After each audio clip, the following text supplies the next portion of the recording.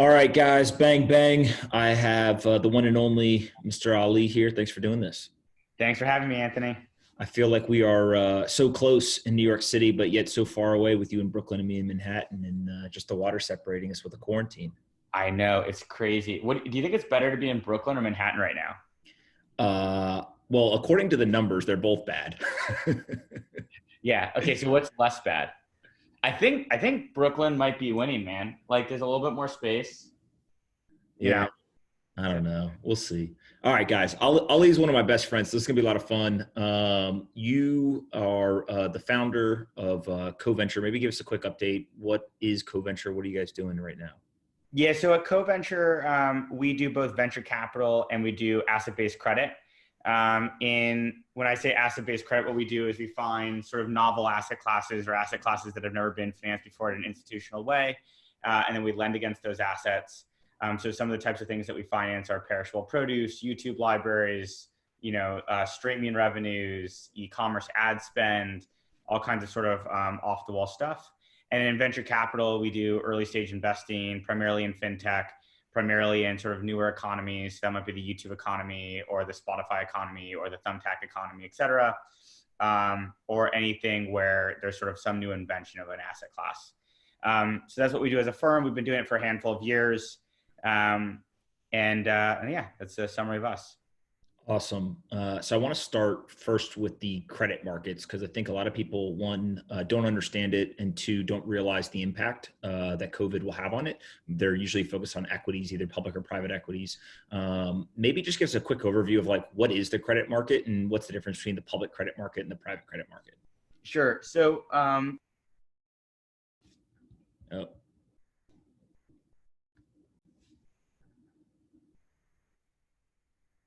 can you hear me?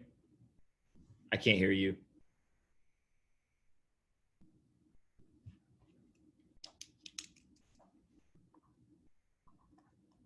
hear me now? Yep. Okay. Yeah, just go right from there. We'll clean it up. So credit markets are pretty broad, right? There's broadly debt and equity. Equity, you sell a percentage of your company and the person gets a future profit interest in perpetuity. And credit, you borrow money and you owe some fixed rate of return in the future. And, credit markets right now, public credit markets are being hit more than private markets for now, and that'll change. And the reason is people can respond to speculation. So in private credit, you really only have issues when someone was supposed to make an interest payment and they don't, or they're supposed to have some sort of asset coverage, or there's some sort of covenant in an agreement that gets breached. An example of a covenant might be, indirect lending, right? So you always hear like private equity companies are levering up their businesses. What it might mean is a leverage buyout occurred. A private equity firm put up $100 million of equity. They borrowed $200 million of equity to complete the transaction of $300 million in total.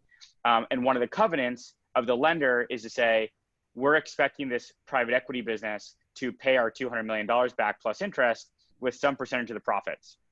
And so it'll be some sort of debt to income ratio that they're purchasing or levering up or lending against. And then there's covenants around what kind of EBITDA levels that company needs to maintain. And if they don't maintain those EBITDA levels, then the lender can say, okay, now we're going to go take over the business and default on the loan. So that's an example of a covenant. Or another example might be, hey, you have to pay us your interest every quarter, every month. That's private markets.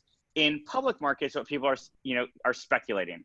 So for example, let's imagine there's something like a mortgage-backed security. So there might be a public security that what it does is it owns a building. And there's some equity layer, right, which is like the actual owners of that building. And they may say, I own a building, the building's worth $100 million, and I'm going to put up $20 million of equity, and the debt providers are going to put up $80 million of equity. Now, one of the covenants in that agreement might be that the $80 million always needs to be secured by $20 million of equity subordination. Well, if the building is sort of sitting there and nothing's really changed, in private markets, there's going to be all this sort of hemming and hawing of people saying, well, the building's still worth the same, and once this is all over, it's all going to be okay. In public markets, you can see a change on a daily basis. And so the public markets do is they speculate on whether or not the economy will come back. And then if the price of that equity goes down, then the lender says, aha, I need to be secured by 20% of equity. I'm no longer secured by that. And you need to either give me the building, which would be pretty shitty, or you need to raise more equity so that I have more equity cushion. And the problem is when your share price is going down or when your security price is going down and you have to raise more equity, that's like the worst possible time to raise it. And so what you're seeing is credit markets in public markets are reacting more quickly because the reaction is either a lack of liquidity because maybe some of these mortgage-backed securities can't pay their interest. Some of it is speculation. In some cases, you're seeing, or corporate companies say, or borrowers are saying, I don't believe that, Carnival Cruises is going to be able to make its interest payments. And so you're seeing the bonds trade off because let's imagine I was Carnival and I don't know what their bonds are trading at right now, but I said, hey, I'm going to issue $100 of debt and I'm going to pay 5% interest on that debt. Yesterday or 2 months ago, getting paid 5% might have been okay, but Carnival is now riskier. And so what someone might demand is, I want to get paid 10%. Well, the way that would happen is the bond price would go down. So Anthony, if you owned a bond that was worth $100 that was paying 5%, I would buy it from you for something under $100. Because if I buy it from you for say, $99, then I'm getting 5% plus, that spread of the discount that I bought it at. So you're starting to see the reaction in public markets happen a lot more. In private markets, there hasn't been as many defaults yet because there just hasn't been enough time, right? So there's like all this sort of news cycle around, well, people aren't making their rent payments this month. I think probably in private markets, they're not gonna be happy about it, but they'll say, okay, fine. If you miss an interest payment, we get it. Like a virus is going around destroying the world. Like that's not so good. If it happens another month, I think it'll maybe be okay. If it happens a third month, that's when you'll start to see stuff break. And the last part is, in private markets, the borrower and lender relationship are maybe a little bit more sort of close knit, where like if you've securitized your assets, who do you argue with? All your shareholders of the securitization? I don't know. But if you have a private lender and you can call them and say, hey, look, person, I know I owe you money. You can either foreclose on my assets and then maybe get some percentage of your money back, or you can let me work this out with you and I'll pay you later. Maybe, I think those are the conversations that are starting to happen. Yeah. So what's interesting to me is, first of all, the relationship you're talking about here in the public markets, there's and at times thousands of people who hold this stuff. And this could be for companies or even the MTA was saying that, ridership of the subway is down 90%. And they're worried that they don't have the revenue to pay their bonds and things like that. So that's a very different type of relationship and also kind of lender than if you look in the private markets. In the private markets, is it safe to say that in almost all of these relationships, you're talking about one single borrower being a company or corporation, and then there's just one lender per relationship? And maybe a company has multiple lenders, but really it's kind of a one-to-one. You're not seeing any sort of like, hey, I took money from an SPV and then I've got to deal with all the shareholders on the other side of the SPV.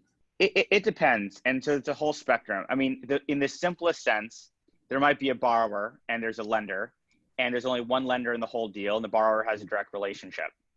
And if the borrower has a really good relationship with that lender, they may say, look, we've been working together for 10 to 15 years. You don't want to blow up. I don't want to blow up. If you force me to do all the things that are in the covenant packages of this loan, I'm going to default.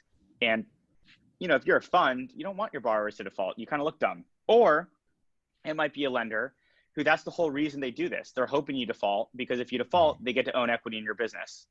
And so knowing who your lender is and what your lender's sort of goal was is pretty important. And then next is also understand the situation your lender is in. So if your lender is exposed to a ton of stuff that's like sort of hitting the fan, that's not so good because they might be acting in a reactionary way. Or if stuff's hitting the fan, you may be the least of their problems and they just don't want one more default. It's really hard to kind of figure that out. The other thing is your lender levered, right? So if your lender gave you money and they gave you $100 million, but only 20 million of it was theirs, and they have a bank who gave them 80 million, in many ways, leverage is not good because it magnifies losses. Another reason leverage isn't good is you're not the boss of yourself. Like, usually when we do a deal, we're senior lenders. Part of the reason we do that is because, we don't want to take more risk than we need to take. And the other part is, like, let's imagine I have a portfolio company that has an issue. I almost always know more about what's going on with that company than some bank who might be lending to me, where they got like my investment committee memo and my data room and all this stuff, but they don't know the actual situation on the ground. They're not on the phone with the company every day. And not having leverage gives you like sort of the ability to sort of do what you need to do to make the right decision, rather than doing what you need to do within the confines of rules that were set pre-COVID or pre a circumstance you could have never expected before. There's another situation where you might have multiple lenders, and those lenders are all acting differently, and trying to figure out how to navigate what makes sense for one lender versus another. One of the things that's often in terms where if you have multiple lenders is all lenders need to be treated pari passu or get most favored nation. What you don't want to be is a lender to a company where the other lenders are getting treated more fairly. That might be a situation where you have one lender who's being a total jerk, your other two lenders or four lenders or even 5, 10, whatever, are being great. And you have to figure out how to navigate all those relationships so that one lender doesn't blow up everything else. But then on the other hand, you might be totally thrilled that you've diversified your capital base, which is something that you often hear. And the last part is understanding, like, if you're private equity owned, Blackstone is sort of a big deal. If they go tell their lender, hey, I believe that if you give me a little bit of flexibility here, I'm going to work this out. One, they're a really important client to the lender, and the lender doesn't want to screw that up. Two, they have a lot of credibility because they've been through this before. If you're like a rinky-dink private equity firm that, doesn't have that same sort of relationship with large banks, you can't have those same conversations. So it's really, really hard to say this is how a lender-borrower relationship works because there's so many other factors involved. What can people do right now to ruin their relationship, right? Or reputation? So like we hear all the time, hey, you could build your reputation over years and years and years, and you can be the greatest person in the world. In the bull markets, when the bear market hits, it's really easy to kind of blow up that reputation that you've built by just doing kind of shitty things. From your perspective, like what are the things that are most likely for somebody to do that then leads to kind of the hurt on the reputation side? Is it just not following through with what they're supposed to do, or something more complex? So, so usually when something goes wrong, it's the borrower's fault, right? They didn't do something they were supposed to do. In this case, like a virus occurred, everyone got sick, so everyone had to stay home, and so people stopped spending money, and like it's sort of not your fault anymore. And one reaction might be to go to all your lenders and say, everything's fine. Everything's not fine. Like, I've left my apartment 4 times this week. Like, fuck you if you think everything's fine. And, one way to ruin your reputation or confidence from your lender is to be ignorant. Or, one temptation that a lot of founders and entrepreneurs have is to show confidence, because if you don't show confidence in the market, people assume things are worse than they are. I don't think this is the time to do that. I think this is the time to say, here's our plan and here's our base case. Here's how we think things are going to affect us. In a good scenario, it doesn't affect us or affects us less than we thought. In a base case, it affects us, and here's what would happen. In a bear case, this is how bad it can get. I've found in the conversations I'm having with our portfolio, the more worried the founder is, the less worried I am. The less worried the founder is, the more worried I am, because it makes me think that someone has to worry and it's not them. The second thing is hiding information. One temptation is to say, oh my God, I'm lending money to, because often we're working with companies that are lending money to other companies. And they may have a loan that's not performing. One thing they may want to do is refinance that loan and say, well, this is a borrower that we've worked with for a long time.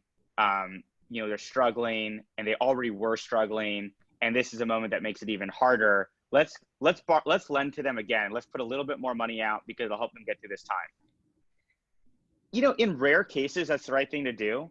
But I would say, look, like normally, if you're going to get yelled at for making a bad loan, this is the time that you're not going to get yelled at. Just like cut it off. And even if it was COVID related, people understand. If it wasn't COVID related, people are going to still think it was COVID related and give you the benefit of the doubt. So it's a really good moment to kind of cut things out from the book, or if you saw something trending in a bad way, make this the quarter that you write it off.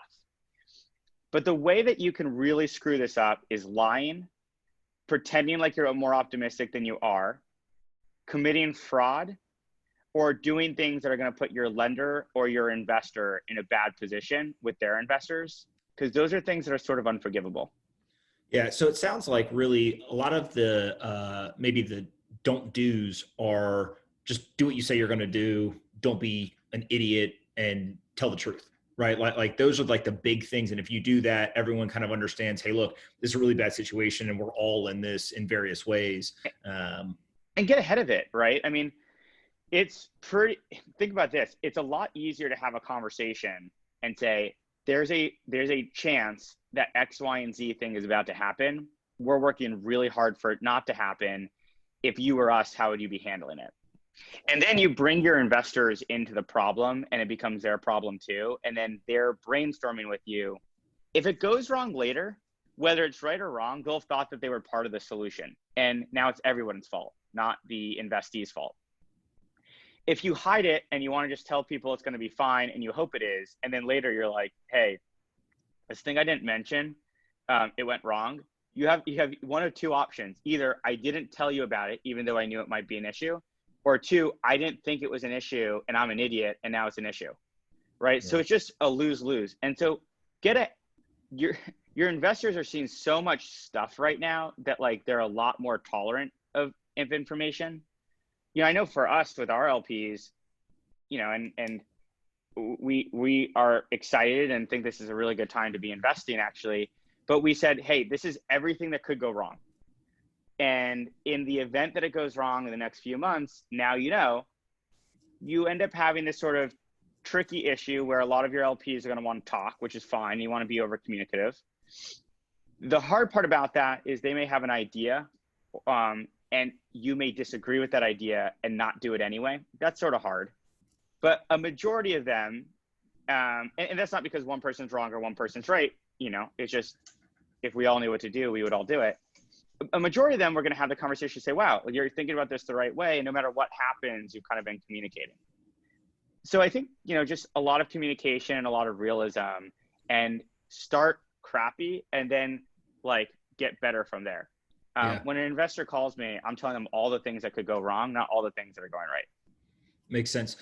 You mentioned the covenants and like the idea that there's conversations that happen, especially in the private markets right now in credit, where folks basically say, hey, look, if you kind of call all of these covenants or enforce them, I'm going to default and cause problems for myself and for you, et cetera. Where's the balance there? And what I mean by that is like, why have the covenants if when things go wrong, people then don't follow them, or they're kind of like enforced, you know, on an ad hoc basis almost to some degree? I mean, there's like all of my answers right now, there's a spectrum. So in some cases, so if I write a good loan document, a covenant will be broken in the best and the worst of times, because if a covenant was never broken, it was probably too loose of a document. And what inevitably happens in normal times, the portfolio company will be operating and something crappy will happen, or something they never even expected will happen. And you say, hey, you breached a covenant, but I'm okay with it because it's not that material, or I get what happened and I want to keep being a good lender. Two, it's material and I'm not going to foreclose on you, but what I do want is to increase the interest rate, right? So there might be a payment penalty. There might be, hey, you know, your assets are underperforming, so I need you to raise more equity to cure my protection. You might say something like, hey, I'm going to like do something to be lenient on you now, but in exchange, I want warrants in your business because the reason I'm helping you is really to help the equity of the business, not really to help the debt. And then the other is a lender who did it because the whole time they were hoping you'd break a covenant so they could take your business from you. You know, and so that's always the case. And in this, it's no different, right? So the reason the covenants are in place are, one, to bring people to the table. The most important covenants when we're investing in a deal is the leading indicator covenants. So we'll often look at cohort analysis and try to do things where if something's going wrong now, it means that something really will go wrong in 6 months. And so what we want to do is have those covenants so that when it happens, our reaction is not we're defaulting, it's that you are in default, but here's a path towards a cure. That way we don't get into this sort of emergency situation later. You know, and then And then in other cases, one of the perverse incentives is actually the better the asset, the more comfortable you're foreclosing. So, in an ideal world, what you might say is if you're sort of the rational investor, you might look at all these investment opportunities.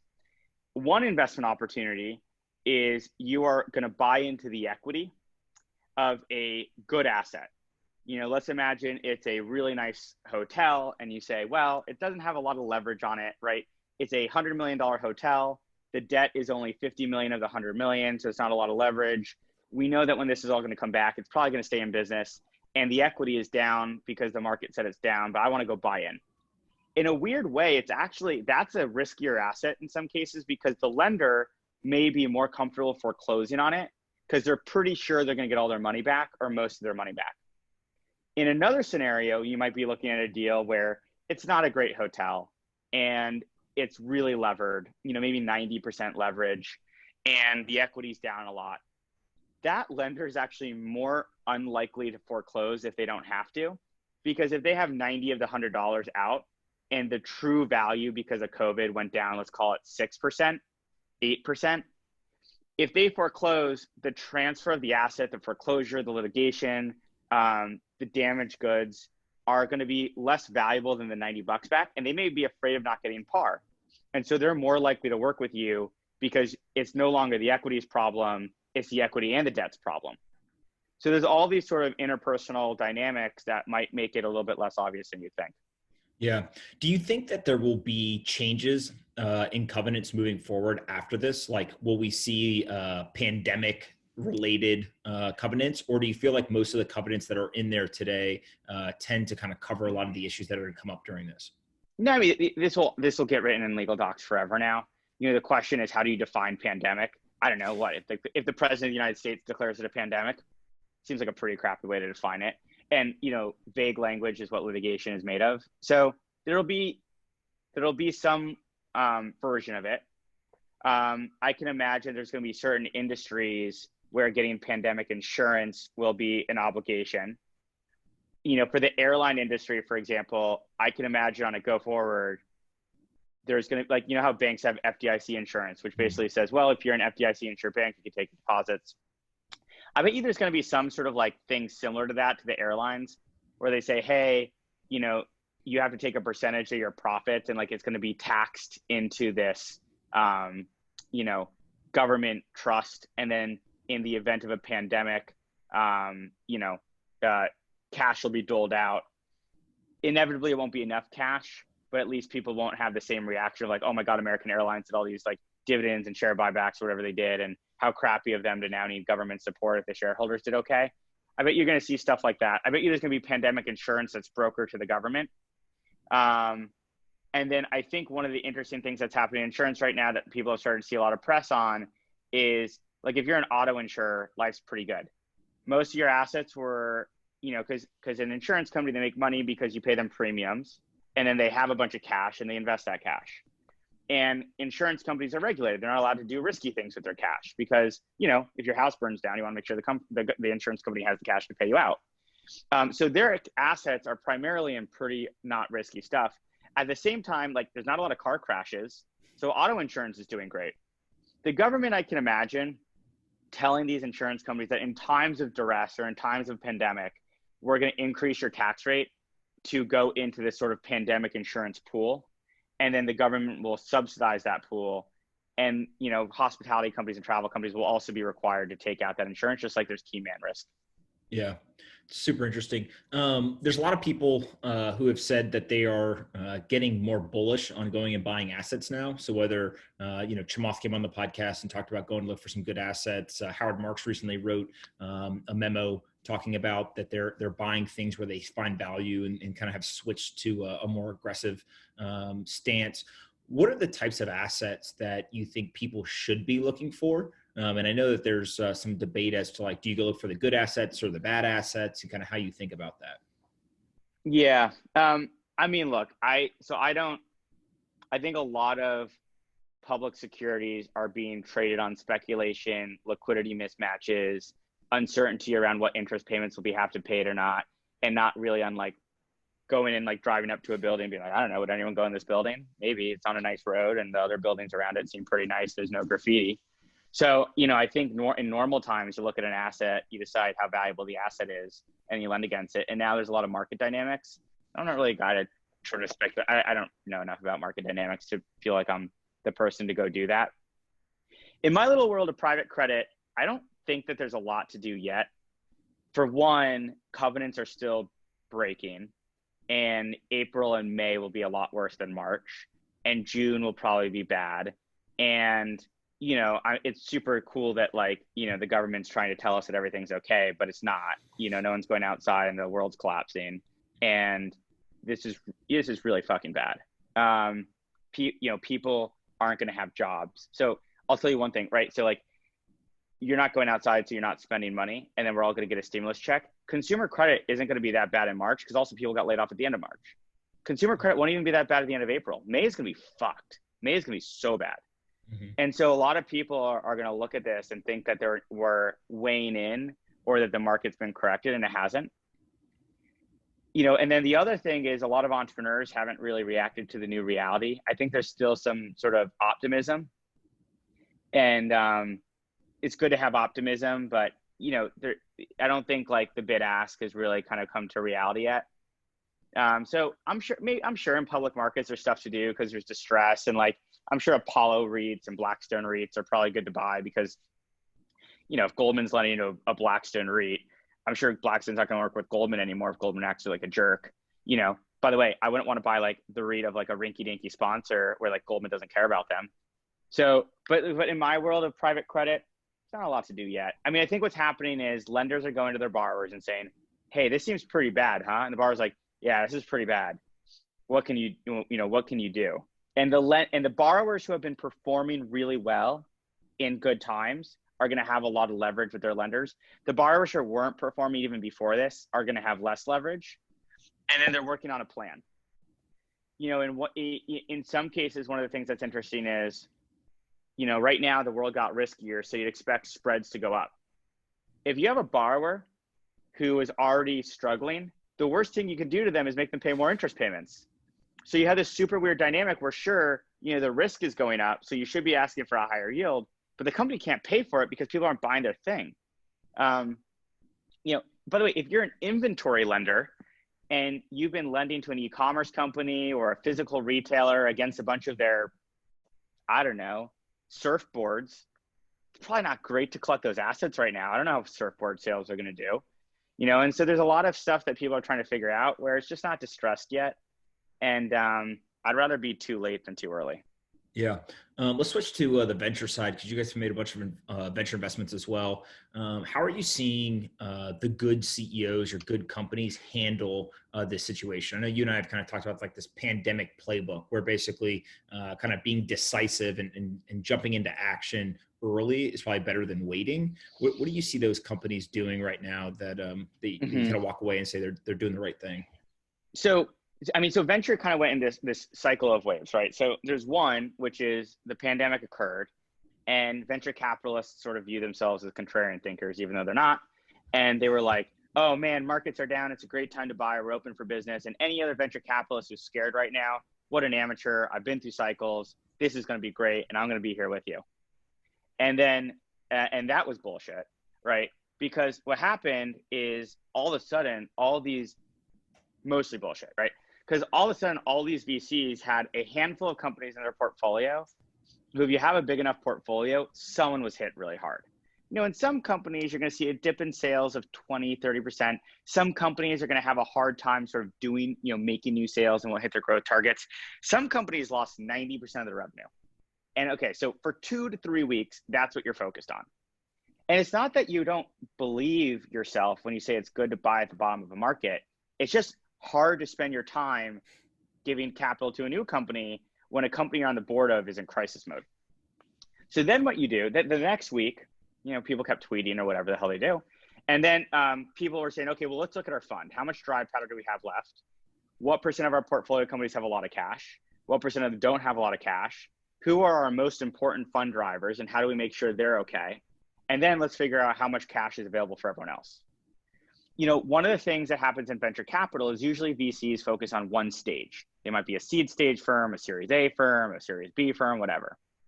But when you do a round and you expect some other firm to come in and do the next round, it's usually on the back of hitting your plan or hitting close to your plan or growing. In a world where people are going to struggle to grow, like if you're an enterprise software company and you're making sales, it's probably not going to be a lot of sales to be made, right? A CFO is going to be sitting there being like, I can lay off more of my friends, or I can buy this cool thing. And if it's not a cost-saving thing, you're not going to get it. So there's not going to be a lot of growth, which means a lot of these VC funds had to take their fund and carve out a larger portion than normal for follow-on and insider rounds to lead insider rounds into their portfolio companies. That just means new names will be printed less, right? There's just less room for new deals. And so I think most VC firms have done that now. Then there's the stage of going to every single one of your portfolio companies and going through like the sort of generalized plan. Okay, let's go through every single one of your payables and figure out what you don't need to pay or what you can reduce. AWS bills, probably reduce those. Salesforce bills, probably reduce those. G Suite bills, probably reduce those. Landlord rent payments, probably reduce those. So you literally go into your credit card, corporate credit card, you go into your bank account, you look at every outgoing wire, every outgoing amount, and say, what do I not need to pay and what do I need to pay later? And then you force rank your employees, which is sort of the hard part, and you decide, one, if you had underperformers, and companies are notorious for not being good at laying people off or firing people who aren't performing, often because they're founded by new entrepreneurs who don't like having those conversations, you now have the best excuse ever, to do that, as sad as that sounds. And then you say, okay, so if I'm not going to be able to raise money for 12 to 24 months, how much capital do I need? And you often need to extend your runway, and that might mean even more layoffs. And then you say, let me go through my customer list. What % of my customers are like in travel? I should assume that none of them are going to pay me.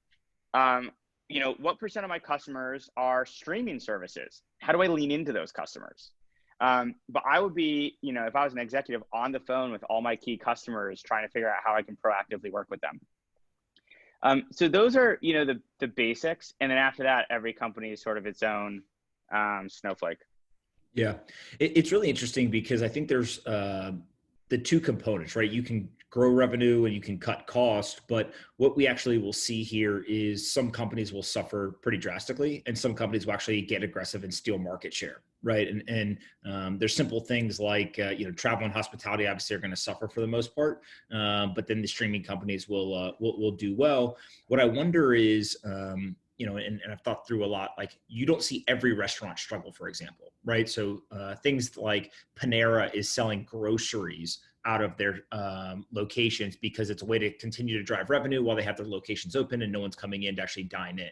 Or you'll see like a local small business who says, hey, you know what, we can't actually have people come in, but we can really ramp up our delivery business, right? And kind of go ghost kitchens, et cetera. Are you seeing kind of that ingenuity from entrepreneurs, or are people still in the mode of like, let me get a lay of the land and understand what's happening before I make any rash decisions?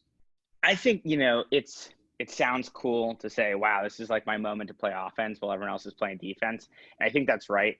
I think it's a little, look, if you're an entrepreneur and you think you're smarter than a virus, you're pretty fucking cocky.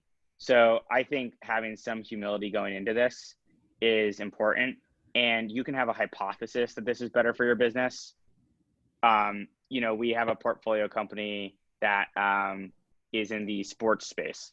And one of their hypotheses is that because live sports are down, they're actually going to see an increase in revenues and an increase in demand. But it's still a hypothesis, and we're not taking action on it until we see the data to prove that we're right. Because there's so many things that I couldn't have predicted. Like, okay, I didn't know that footwear would be hit harder than apparel generally. That seems like or I didn't realize how much luxury was going to get hit. I was talking to another lender, and they were saying that their borrowers are struggling because they can't lower their prices. And because if they lower their prices, it takes away the brand quality, right? And that, people kind of know that, but it gets hit harder than you expect. Things like beauty and staples are doing well. I didn't expect podcast streaming to be as down as it is compared to music streaming. and then you start thinking about things like, okay, well, 90% of Spotify's revenue is subscriptions, not ad spend. Like there's all these things like you just didn't think about before all this occurred. I think in a month and a half, 2 months from now, you'll start to see data. As data starts to prove out your theses and hypotheses, yeah, lean into it. But until then, have the hypothesis and know what the data you would need to see is to go take action on it. But trying to convince yourself you're the smartest person in the room right now, especially if it's your first time going through a crisis, I don't know, doesn't seem like be prepared, but don't go too early. Well, and another piece of this, I think, is there's a big difference between what I'll call like the traditional Main Street small business and a technology-enabled kind of venture-backed business. And if you really think about the technology-enabled venture-backed business, they almost have this expectation early on. The reason why they raise money is because they're going to operate at a loss for some period of time. Things like how much runway do I have? What's my burn? Like that's kind of built into the model. And the belief is over time, you'll become profitable and grow and get more customers, et cetera. The small businesses don't operate like that, right? Most small businesses are kind of have very thin margins. They're profitable or break even in that sense. And they don't have big cash in their bank account. And so it almost feels like venture-backed businesses, just in the mindset of how they grow, that they operate at losses for a while, et cetera, and then have raised money to have these runways, are in a little bit better position than the small businesses that might only have 2 to 3 weeks of cash. And if revenue goes to zero, they just can't do it, right? Yeah, I mean, I think that's always been the case. I think we're noticing that, it might change how people choose what companies to join, right? People might realize, oh my gosh, a small business doesn't really have a lot of cash, and do I really want that to be my employer? But I think the reaction is probably going to be the government's going to say, well, we sort of rely on small businesses to exist. That was really bad. We probably don't want that to happen again. And so let's come up with some sort of like program where we're able to move faster. That the whole idea that the SBA was going to move fast and like be able to distribute cash quickly did feel like, if you believed it, you should probably change your career. Like the SBA is like the DMV of finance, and we're sort of seeing that happen now. And on top of that, if you're a bank, you just lose. Either you originate small business loans quickly, but it's really hard to do your KYC AML, so you get fined. You do it slowly, and you get yelled at for doing it slowly.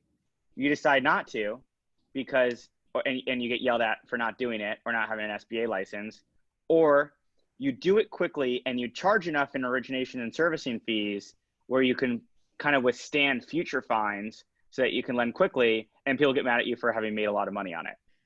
There's just no win here, right? And so like you got to actually create aligned incentives for the originators of these loans to actually get them to go do it. But right now, if you're a bank, you have so much PTSD from the reputation you created yourself in 2008 that you're like, is it really worth it? Do I need to be doing this? And then if you're a bank, you're definitely not going to make a new loan to somebody who isn't already your client, because the KYC and AML of that is so hard. Like, why would you take the risk? And there's so much fraud that occurs during a crisis that it's just not worth potentially getting taken advantage of. I also think it'll change how SMBs bank. Like, I think, is my bank SBA license is going to matter soon.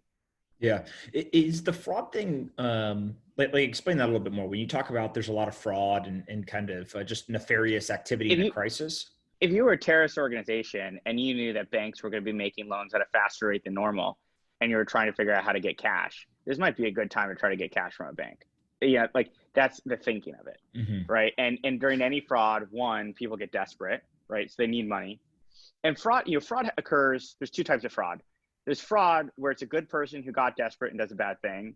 And there's fraud where it's a bad person who intentionally did a bad thing, even though they didn't need to do a bad thing. The first type starts to happen more in times like this. Look, if you got laid off and you don't have another job and you're kind of like worried because your kids are at home, I don't know, what do you care more about? Like fraud or your kids' safety, your kids' food?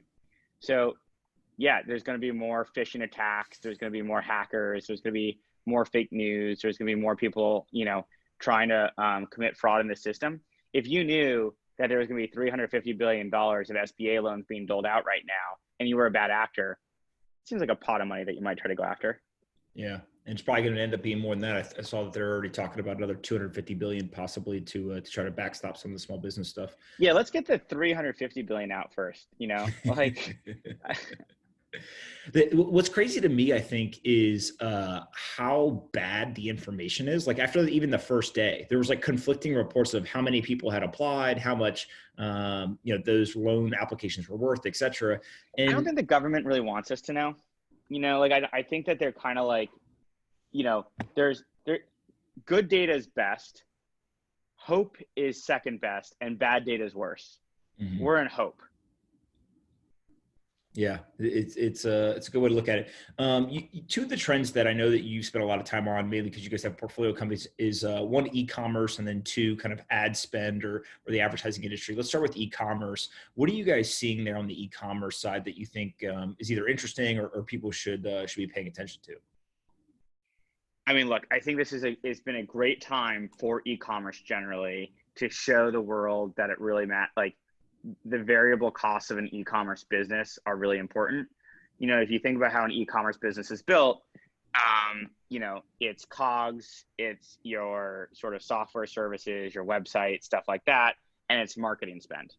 And you have employees. If you're a big e-commerce company, you might have a warehouse and inventory. By the way, you have your inventory lender who, you know, God knows they don't want your inventory because if you can't sell it, they can't sell it. And then you might have more employees than normal. But by the way, if you have a warehouse, you probably have more cash than the average small business, maybe. But you can toggle that up and down. If you have a physical retail location, you have your rent. You have a lot of fixed costs that you can't toggle up and down. And on top of that, people can still shop online. So e-commerce, our hypothesis right now is it's going to be hit a lot less badly than most. It's really hard to predict where consumer demand is going to go down. As more and more people are laid off, it's going to be bad. However, like, you know I probably spent a third of what I normally spend last month because I'm just not going out and not doing stuff. So I have, you know, the average individual is probably generating more excess cash if they are employed. They may go online and shop. That's what I mean by, you know, in one hand, you could be an e-commerce company and say, oh my God, now's a great time to play offense because I know where the world's going and all my competition's going down. But there's so many competing variables that, like, okay, so people are spending less. Maybe they have more time to shop online. People are getting laid off. Maybe demand's going to go down. You know, it's just too hard. Like, it's too hard to know. So, you know, I can't give too much confidential information on e-commerce other than those sort of general data points. On advertising, you know, we're seeing a handful of sort of factors. One is views are way up. People are at home, they're on screens, and they're watching more. And CPMs are way down. Part of the reason CPMs are down is because if you were spending $1 million a month and that was your budget, and now views have doubled, your CPMs will just come down in half. But, you know, you're seeing slight decreases in ad spend right now in the last 2 weeks of March. You're seeing way more views than normal, and different parts of the ad market are going to get hit differently. You know, print, radio, TV, things that are hard to measure and are expensive are going to get really hit. Social, video, just, you know, banner ads, less hit because they're easier to measure and the CPMs are cheaper. And so you can get a better bang for your buck. You know, and then by the way, if you really are something like if you're Peloton or you're Hulu or you're someone like that, you're going to get a better ROI in your ad spend now than ever. And so you might start leaning in because there's less noise. So we're basically seeing ads, CPMs coming way down, views going way up, and ad spend generally being down 5 to 20%, depending on the medium. And I can imagine ad spend going down 20 to 50%, but that some platforms are going to perform way better than others. And I would be pretty bearish on media companies that sell premium high CPMs and more bullish on media companies that have exchanges and sell generally lower CPMs. Snap sells at a lower CPM than Instagram. That's a bullish comment. YouTube sells at a lower CPM than Instagram. That's a bullish comment, thing. The other thing is, Spotify. People aren't turning off their Spotify subscriptions. And then the last thing that sort of is an interesting observation is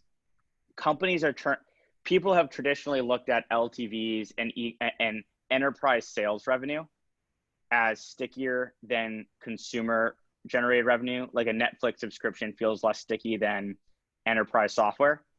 For enterprise software, I bet you see a bigger dip than you see in consumer apps because people are still at home watching Netflix and they don't have a CFO of their personal life negotiating with all their different vendors. And Netflix doesn't care about any one subscriber.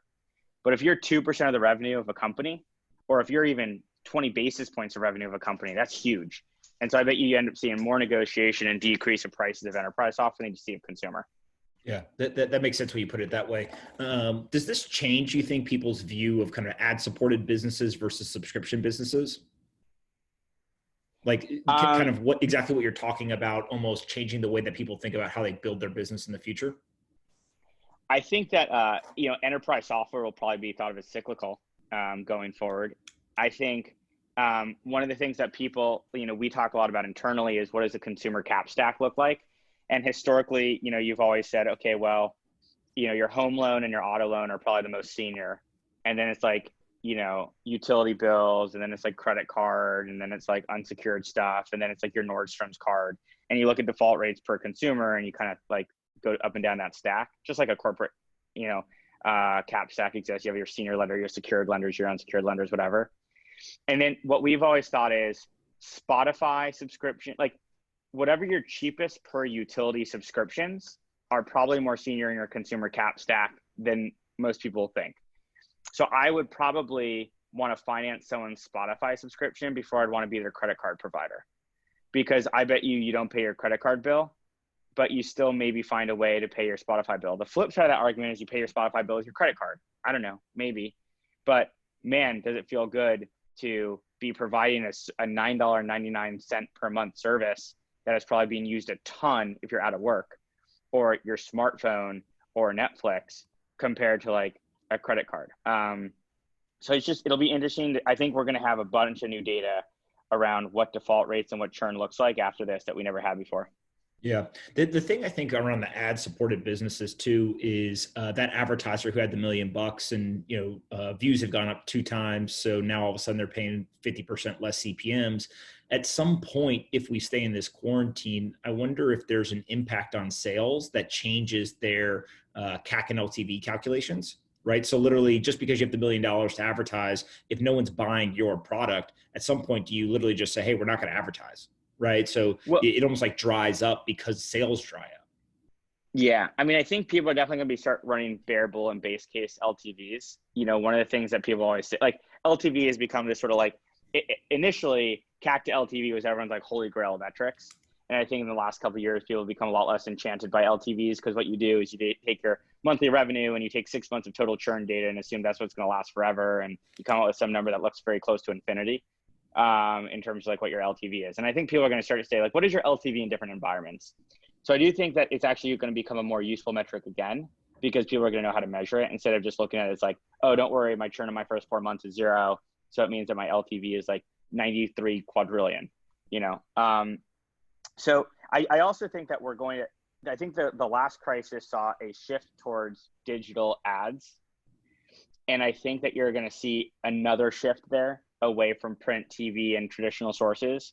I don't think people are going to be really doing a lot of billboard ads right now. It doesn't seem like a very good idea. So I think you're going to see somewhat permanent shifts. But I also think that you're going to see, companies like the New York Times and others who have relied on premium CPMs, they've already started going more and more towards subscription revenue again, and paid revenue. And I think as things like COVID show us how much bad information there is out there, people are going to keep paying up. And I know that I've picked up probably 2 to 4 subscriptions while I've been home because I'm just reading more and watching more. I don't think I'm going to churn off of them. I think that's going to be a big deal. That's probably going to be a forever shift. Yeah. And I wonder also, like on the subscription side, there's some things, we don't watch a Netflix show every single night, right? But it's something that is cheap enough where I couldn't even actually tell you how much it is. Is it $9, $10, $12, whatever it is? When you say not watching every night, you're not looping me into that, right? Because I am on Netflix every night right now. Yeah, but it's like, let's say that you've got, I don't know, most people probably have somewhere between 4 to 10 subscriptions, right? That they're paying for across various services. And some of those, like a Spotify, you probably actually do use every day, right? If you go to the gym, you listen to podcasts, whatever. But then other things you may use once or twice a week. And some you actually may only use once or twice a month. And what I think starts to happen is the businesses themselves will actually change the way that they think about the product or service, right? The more that you can kind of become a daily habit, I think also changes. And so it almost then brings you to something like a Quibi versus a Netflix, right? Where the Quibi thing is basically 10-minute short form content. You're supposed to be able to consume it, much quicker daily, Yeah. et cetera, versus let's sit down and watch an hour and a half documentary.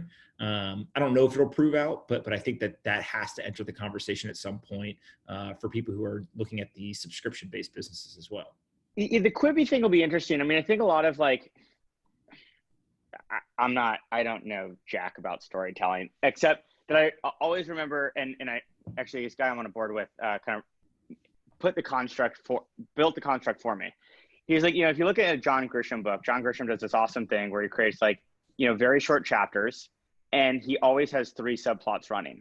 And so at the end of every chapter, you have a subplot that gets extinguished, and you're really interested to know it's going to, on a cliffhanger, and you get to the next chapter and you're sort of wondering. So you read that chapter to keep getting to the next chapter we're going to find out. And then there's another cliffhanger. And then you read the 3rd chapter, another cliffhanger. And you finally get the answer to the first cliffhanger, and then you create another, right? And so if Quibi can kind of create that dynamic with their audience where there's always a cliffhanger where you come back the next day, I think that'd be interesting. I don't know if that'll be true or not. Who knows? But I do agree that this daily habit thing's important. And I do agree that cost per utility of use is going to be a really, really important metric. What's the value? I wonder if there's going to be a KPI that starts coming out, which is how much do people spend for every minute they're on Netflix. And I bet you if you looked at the $9.99 you pay for Netflix and then you divide that by how many minutes per month, that'd be super fascinating to know that metric compared to Hulu, compared to Disney Plus. Yeah. The other thing, by the way, that Quibi reminds me of is it's a short duration asset. So in lending, let's imagine you make 5-year loans. In one case, that's not so good because you have to take a 5-year view on the economy, a 5-year view on the company. And so people say, well, if you make a 30-day loan, it's really easy to predict what's going to happen in 30 days. The problem is every once in a while, it's not, right? I don't know, maybe there's going to be some virus that starts in a country and spreads to all the other countries and everyone stays home for a while, right? And you didn't know that was going to happen. All of a sudden, your book of 30-day assets all gets correlated to 1 and goes to 0 because we all stopped paying payables this month. And then on the 5-year loan, you basically look at your default rate and you say, well, my annualized default rate for 2 to 3 months is super bad. But then over the duration of the whole asset base, I had out of 5 years, 6 really bad months. So the thing performed okay in general. But the shorter duration of the asset, the more your whole thing can get wiped out. And if you look at the effective default rates, often people say, oh, well, factoring, for example, is 15, 45, 90-day receivables. And you'll see default rates in the 2 to 4% range sometimes. You have to annualize that out. So if you see 2% defaults every month, it's really a 24% default rate. Quibi, I think, will in some ways be in a similar thing where I am curious how many false positives you're going to get where people download Quibi, but they can't get hooked on these short stories and they just fall off. But I don't know. I'm not a storyteller. I don't have good taste. I've never liked something before everyone else liked it, and then all of a sudden it became popular. So I'm not the right guy to ask. What have you noticed any changes in the things that you're consuming on your phone? So obviously we're all spending more time in front of computers, TVs, phones, et cetera, just by nature of sitting home. But have you started to consume content from other platforms that maybe you weren't before, or you notice, hey, I'm spending a lot more time on Instagram, whereas previously it was Twitter or something like that? I am finally reading my newsletters that I get, because I've had a bit more time to do that. But I find myself spending a lot less time reading the Wall Street Journal and hearing what somebody's interpretation of what an expert said, and instead just looking for data. I don't need, and by the way, I think reporters are doing a good job. This is not a dig on anything but I'm less interested in seeing a 2-page article analyzing something that an industry expert observed from talking to someone else. Instead, I'm all right, just send me the export. I want to see the CSV. Yeah, super interesting. Before we finish up, 2 minutes on Bitcoin and crypto. You've previously described yourself as crypto curious. What what are you thinking there? Or any kind of thoughts? I was super bummed to see Bitcoin get crushed when the market started to go into sort of panic mode, because it was supposed to be a safe haven, and everything's correlated. Everything's correlated was truly true that week. It started to rebound. I don't have any observations other than let's see where we land 2 months from now and how it ends up behaving relative to other markets. But I'm really in wait and see mode. But I think it's hard for something to be a store value when it dropped that far that fast. I mean, there was a night, and I think maybe we both remember that night, where like I was on my phone texting everyone, all my loved ones, being like, I don't know, maybe it's all gone. That's scary. It's not a position I want to be in. The Black Thursday, I told you this, and I'll say it on here. I never thought the day would come where Paulina had to look at me and be like, it's going to be okay. But seeing it drop 50% in a single day, it was just like, it almost took your breath away to actually watch it happen. Yeah, I mean, look, I think the whole like Bitcoin thing is like, don't trust the government. The government's shitty. Like the government's trying to take all your information. Like the government, if you act out, might just throw you in jail. And there's like a lot of negatives about having a government, but they do, like, there's like an army, that's pretty good. And, people are giving shit to the postal service. Like, yeah, there probably should be some like government entity that like make sure letters, if FedEx goes bankrupt, will still get to where it needs to go, even if it takes freaking ever, so I do think that there's utility to a government. And I don't know, like I didn't go into this thing knowing anything really about Steve Mnuchin. I probably think more positively of him though now than my sort of neutral view I had on him a few months ago. And I think he has the benefit of seeing Hank Paulson drag Congress, Senate, and, pundits to the mud to save our economy last time. At least we had the playbook. And I think government showed that like, it's really important. And it's important because they can do great things like stimulate the economy, and they can do shitty things like have some president who can't speak in full sentences confuse the nation, right? And like I think if you're going to sit there and say that the government is doing things wrong and be annoyed at the government, by definition you're saying how important the government is. And Bitcoin doesn't have a government. Yeah, it is. It's one of these things where time will ultimately tell us the answer, but it is absolutely fascinating to be living through this right now and kind of watching it all unfold, because it feels like every day there's something new, whether good or bad. But it's just really, really interesting to kind of watch it all play out. So I appreciate you doing this. Where can people find you? Or go ahead. The one thing I'm doing is I'm trying to sort of take notes every day. I encourage anyone else to do the same thing, which is, 8 years from now, you're going to want to look back and see what your daily notes were, because it's going to be really easy to look at March and April as the same day. And, for example, Friday, could not understand the market.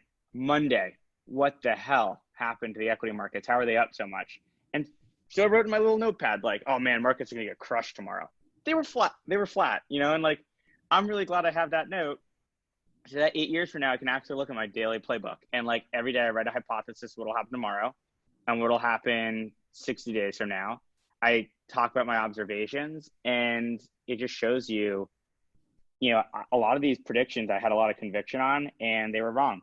So can we start a daily tweet from Ali on what the market will do tomorrow? And then we'll measure the accuracy. No way, because my compliance team would never let me.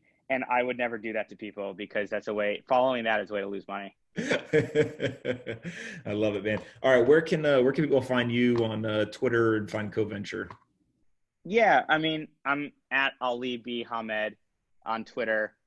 I respond to most DMs unless it's like weird. Don't send me weird stuff. And then, knowing some of the people who follow you on Twitter.